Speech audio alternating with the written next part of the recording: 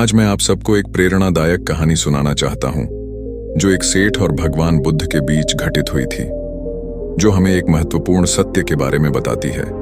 यह कहानी धन और संतोष के संबंध पर है, जो हमें जीवन में सफलता और सुख की दिशा का मार्ग दिखाती है।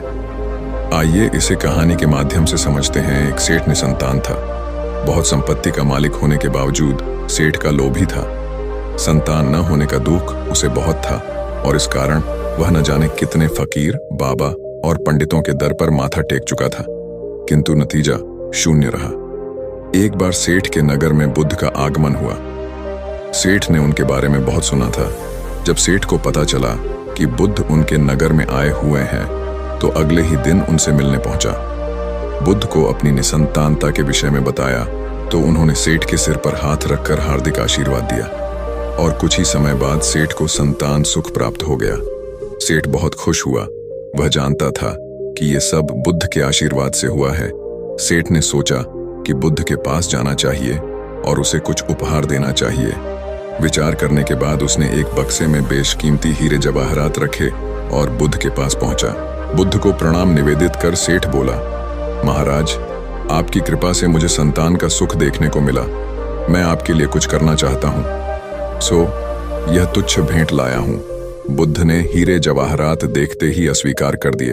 उन्होंने कहा, मेरे लिए धन व्यर्थ है, इसे तुम ही रखो। जब सेठ अधिक आग्रही हुआ तो बुद्ध बोले, मैं निर्धनों से दान नहीं लेता। आश्चर्य से सेठ ने कहा, पर मैं तो निर्धन नहीं हूं, अपार धन संपत्ति मेरे पास है। मेरी तिजोरियां सोने चांदी, गहनों व जवाहरातों से भरी हुई हैं, फिर मैं निर्धन कैसे हूं?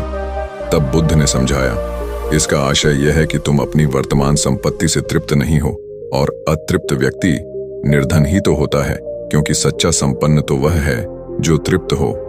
बुद्ध की बातों ने सेठ की आंखें खोल दी। संतोष सबसे बड़ा धन और संतोषी सर्वाधिक धनी होता है, क्योंकि इच्छाओं का अंत निर्लिप्तता की परम सुखमय अवस्था को लाता है। सेठ बुद्ध की बातों से प्रभावित होकर घर लौटा। उसने अपनी अपार संपत्ति का एक बड़ा हिस्सा दान कर दिया और गरीबों की मदद करने लगा। वह अब धन दौलत में दिलचस्पी नहीं रखता था, बल्कि दूसरों की सेवा करने में अपना समय बिताता था। एक दिन सेठ बुद्ध से मिलने गया।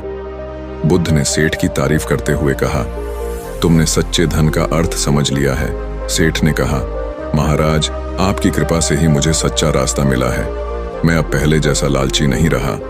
बुद्ध ने मुस्कुराकर कहा, धन्य हो तुमने जीवन का सच्चा आनंद समझ लिया है। सेठ बुद्ध से विदा लेकर घर लौट आया। वह अब एक प्रसन्न और संतुष्ट जीवन जी रहा था। इधर सेठ के बेटे का पालन पोषण बड़ी सादगी से हुआ।